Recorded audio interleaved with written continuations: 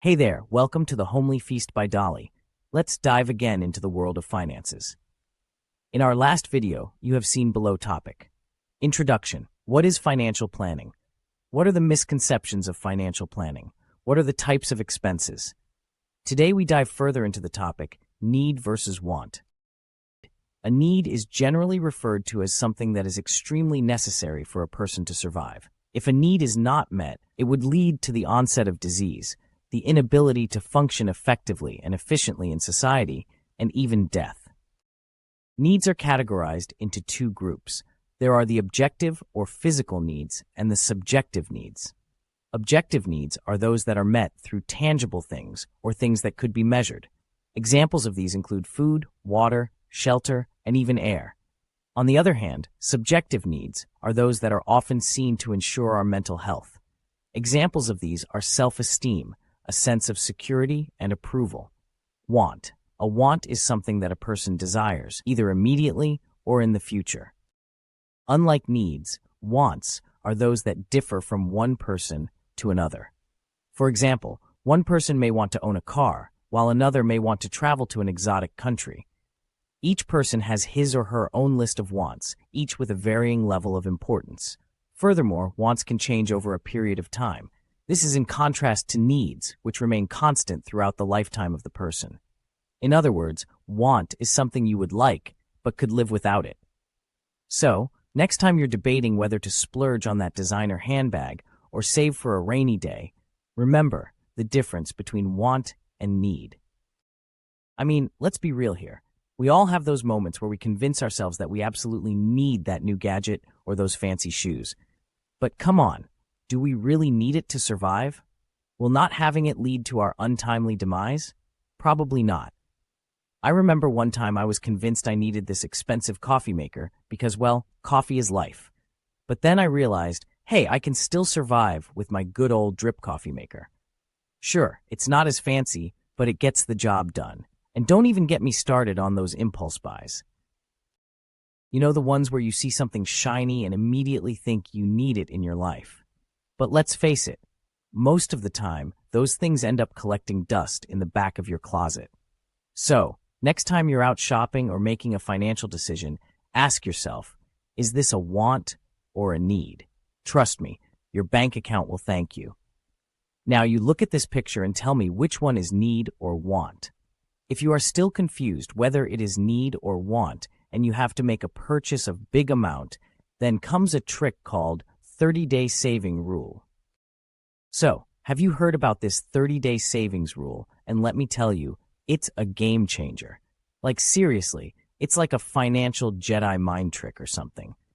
You know how you're scrolling through your favorite online store and you see that cute sweater that you just have to have? Well, instead of clicking add to cart right away, you gotta stop yourself. Close that browser window, walk away, do whatever it takes to resist the urge to buy it. And then comes the hard part. Waiting.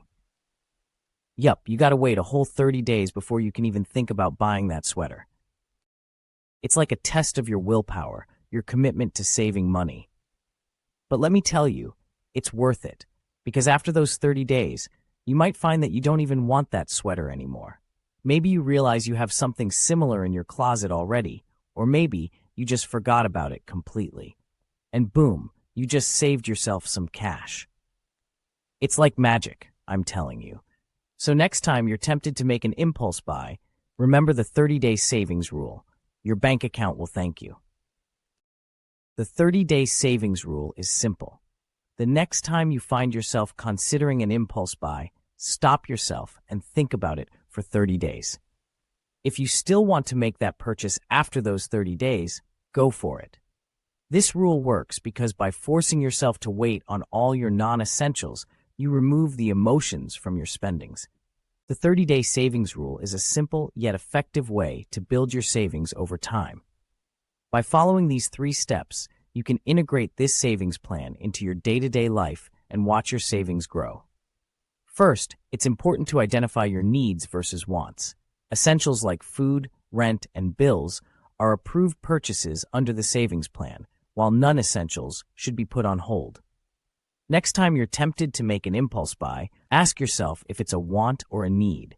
If it's a want, save that money for a rainy day. Having a savings account ready to go is crucial for implementing the 30-day rule.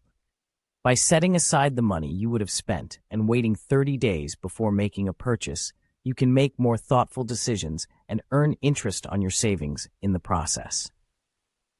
Setting up an entertainment fund can also help you strike a balance between saving and enjoying yourself. By budgeting a modest sum each week for entertainment, you can prevent impulse buys on larger splurges while still allowing yourself to enjoy guilt-free spending.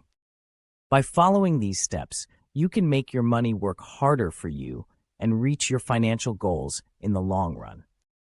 Now we will go into our next topic, managing your expenses. 1. Managing your expenses is crucial for financial stability.